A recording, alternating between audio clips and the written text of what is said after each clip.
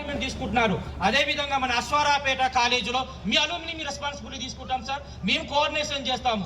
అదేవిధంగా ఈ every year కూడా అయిపోయిన వెంటనే జాబ్ మేళా కేటాయించి జాబ్ మేళా ఇక్కడ నిర్వహించి అవుట్కమ్ వచ్చిన విద్యార్థులకు ప్రైవేట్ రంగంలో ఉద్యోగాలు ఇప్పించినట్టయితే వాళ్ళు ఉపాధి పొందుతారని ఆశిస్తున్నాం సార్. ఆ రకంగా మీ ఆధ్వర్యంలో మాకు అవన్నీ జరగాలని కోరుతున్నాం సార్. సార్ ఒకటి చివరిగా నా సందేశం ముగించే ముందు మళ్ళా చెప్తున్నాం సార్, మా జీవితాంతం ఇక్కడ చదివినాం. మేము ఈరోజు ఇంత ఎదిగినామంటే కారణం ఈ కాలేజీ ఉండటం, ఇక్కడ మేము చదవటం వల్ల వచ్చింది.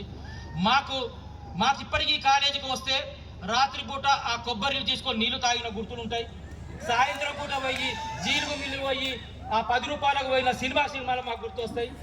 సాయంత్రం పూట అనొద్దు పెద్దల ముందు, రాత్రిపూట కల్చరల్ ప్రోగ్రామ్ చేసుకునే సందర్భాలు మాకు ఉన్నాయి. అదేవిధంగా ప్రతి సంవత్సరం కాలేజీలో ఈ ఏరియాకే గణితమైనటువంటి మంచి సాంస్కృతిక కళా కార్యక్రమాలు కూడా నిర్వహించుకునే అవకాశం మాకు ఇక్కడ లభించింది సార్. అవన్నీ మాకు మధుర స్మృతులుగా మా జీవితాంతం ఇక్కడ గుర్తుంటాయి సార్.